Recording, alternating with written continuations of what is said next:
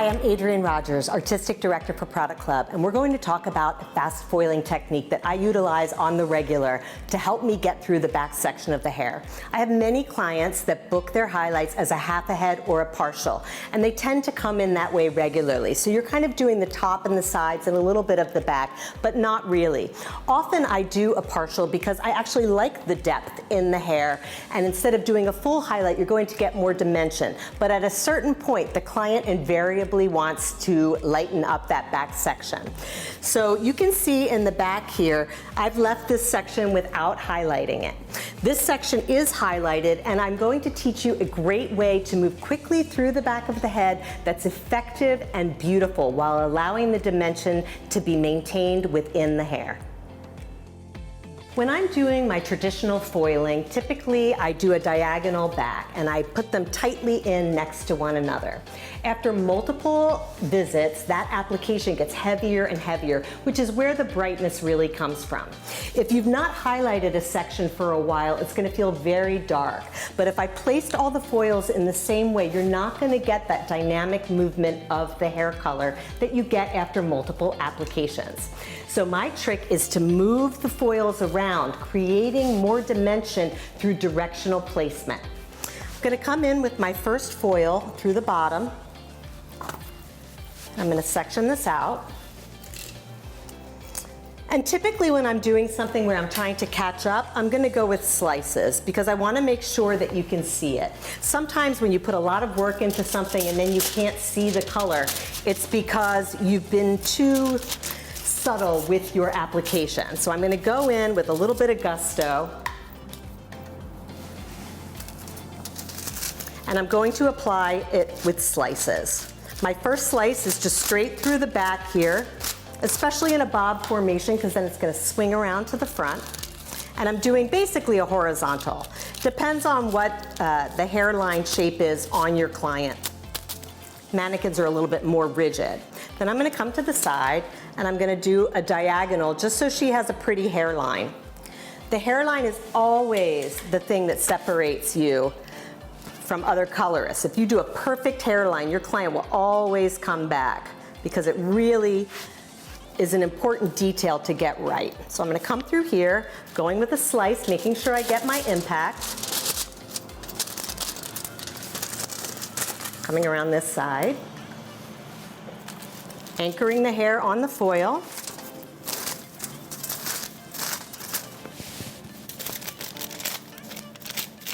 Pulling it through.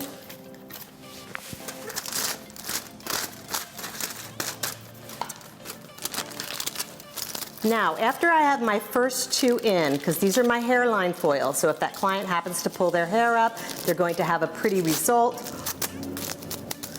Now I'm going to come across and I'm going to do a diagonal. So I'm sort of connecting this corner and this corner, which leaves a little pocket of depth in here, but it also allows you to get a nice diagonal back here. So I'm going to come through these two and section this out. Now if you're blowing through this, kind of just going like this, you're not going to get the same level of dimension as moving these pieces through.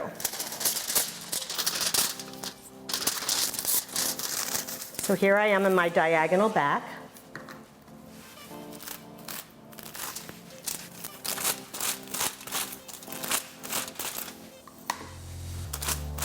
Making sure to saturate from the roots to the ends. I happen to be a double folder. And then once I get this diagonal in, now I'm going to place one in horizontally. So I'm going to come straight across the back here. So here you can see we're going to have a bigger pocket, but I'm going to have a nice horizontal parting coming down.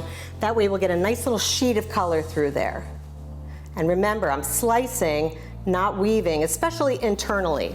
Now it's up to you whether you go all the way to the base or if you feather that application in. The best part about being a colorist is all of the choices that you get to make design-wise. I'm going to come across here.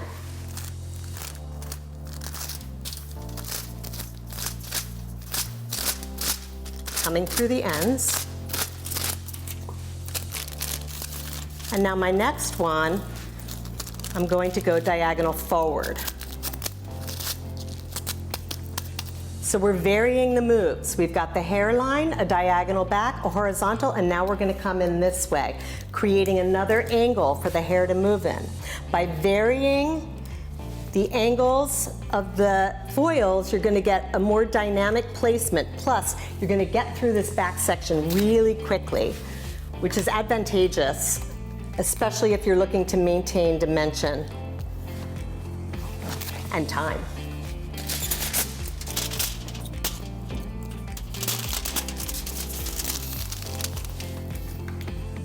If you're doing very long hair, it's not a bad idea to tip out the ends underneath each of these angles so that you can add the bulk.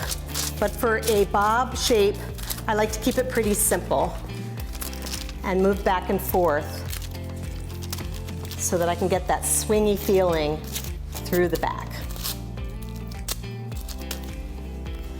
I'm going to come in horizontally again, kind of connecting the side and that point.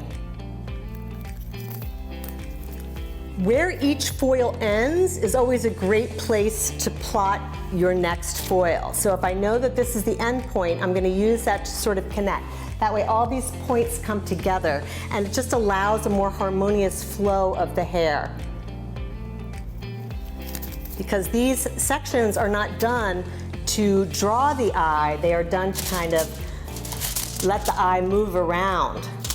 Not creating an emphasis, we're trying to sort of blow through the back and allow the different directions to compensate for not having multiple highlights, full highlights through the hair.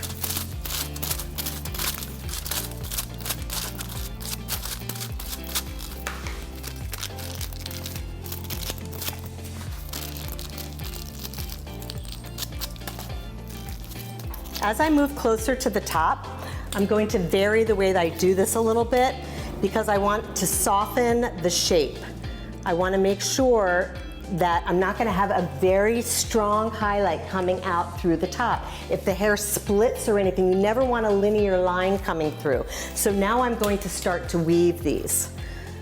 I'm going to do a bit of a hardy weave, but it will allow a little bit of depth within that so that we're not overly streamy right here.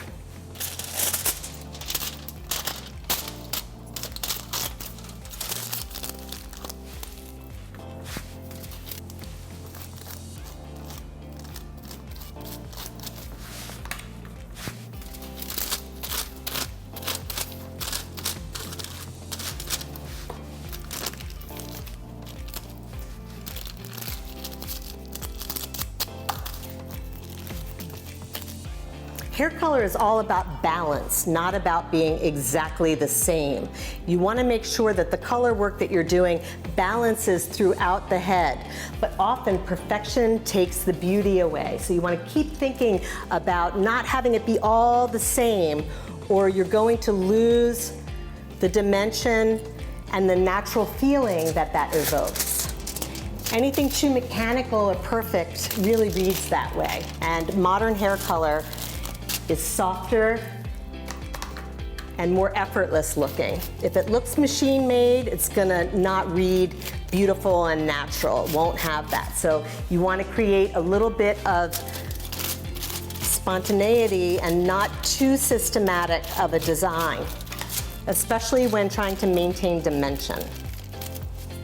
So here you go, I'm foiling that again. And now just for this top section, I'm just going to move up and do 2 tiny weaves through the top. I am doing a more delicate weave as I move toward there, just to dilute the design a little bit so that it's not overly strong up at the top. You want it to stream over the top, but not be like a big chunk coming through.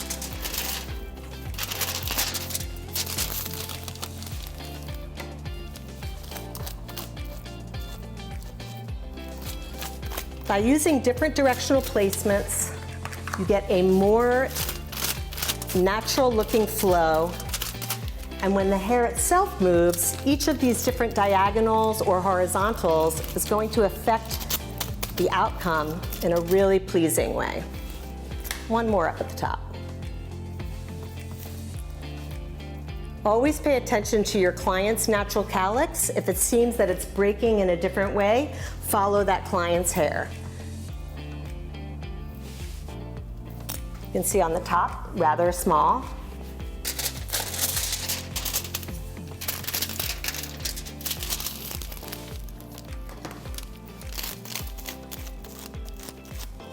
And you can see how quickly I went through that whole back section. Very helpful in blending out a half or partial highlight. The client that comes in once in a while, or they often get partials or halves, and then now and again they feel like the back is too dark. By moving the hair in different directions, you get different movements of color coming through your shape. It's a fast, effective way of foiling the back of the head.